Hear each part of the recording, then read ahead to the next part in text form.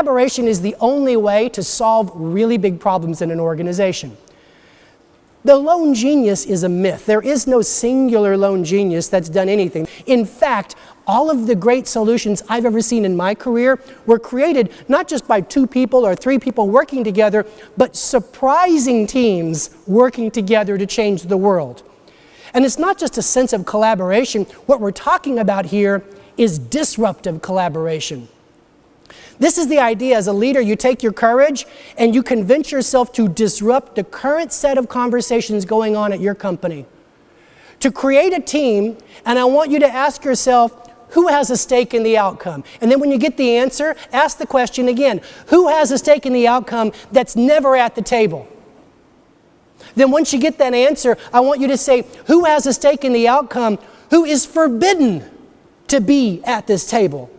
Because I'll tell you something, real solutions in this world come from unholy alliances, surprising conversations, uncomfortable partnerships where you as a leader grow into your shoes by taking everyone in the room from meism to weism.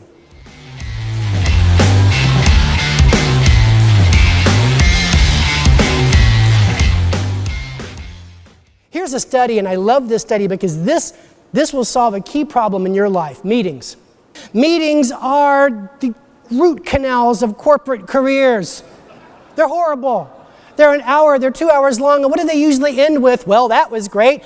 Let's have another meeting in 2 more weeks and do this again, right? That's the result of the average meeting. At Deeper Media, we study this. Here's what we learned. On the average, when you put together a meeting, and it's an average of 90 minutes long, and you just have your group, your silo dwellers as I call them, you usually walk out of the room with the next play and agreement to do work on it 20% of the time. The other 80% of the time, it's an excruciating process that leads to another meeting, or as I like to call it, half a root canal, okay? What our research says in 186 use cases is that when you bring a second perspective into the room, sales plus marketing, you increase your chance by 50% that you walk out of the room with the next play. Because people with different perspectives, they have a different story they tell themselves about what works. They have a different set of constraints about what will never work. They have a different set of best practices. And let me tell you something, you and your company don't become obsolete. You don't get disrupted because of what you're thinking is out of fashion. You get upended because the constraints that you're living under change. Now you can do it. All the best practices you've lived on don't work anymore because we moved to the cloud. Everything changes, and as you increase perspectives, you increase the speed at which you solve problems. We found in the research that when you bring in a third perspective, say sales, marketing, and operations, it goes up 100%. Now, instead of walking out of the room 20% of the time with the solution, it's 40% now. But here's the idea. It's like the Beatles. The number is 4. You got to have Ringo. Got to have Ringo. Even though he has an idea for a song. But anyway, you got to have 4. So think of it as sales and marketing and operations. And if you're a bunch of old geezers, bring in a millennial. And that perspective will blow your mind. You got 4 now. We've learned that you walk out of the room over 80% of the time with the next play and commitment to work. Because the wider you go, the faster you solve.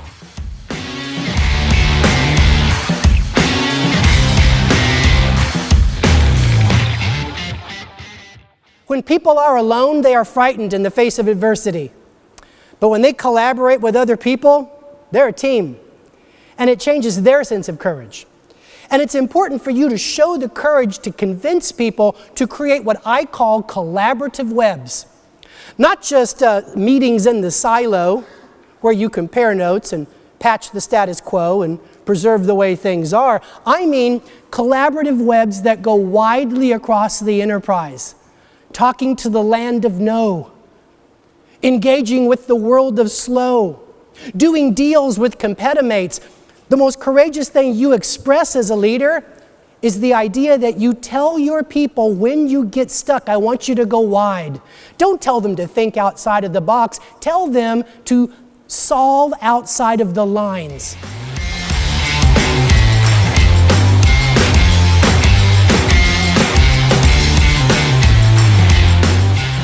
Now, when people talk to me, they say, so what you're saying is break down the silos. And I got to take a second. I was talking to Rachel about this, last night. Folks, please stop using grain elevators in your silos analogy, because that's not what they are. You can't knock down a silo. That is, I got to tell you, that's really naive. It can't be done, okay? Do you know why there's silos, which, by the way, are underground, built to hold missiles from attack from the out? Do you know why you build them? Two things. Budgets and objectives. As long as you give a human being a budget and an objective that's going to be measured, they will build a silo. Here's my promise. When you encourage your people to create these webs, what they do is they build underground tunnels between the silos.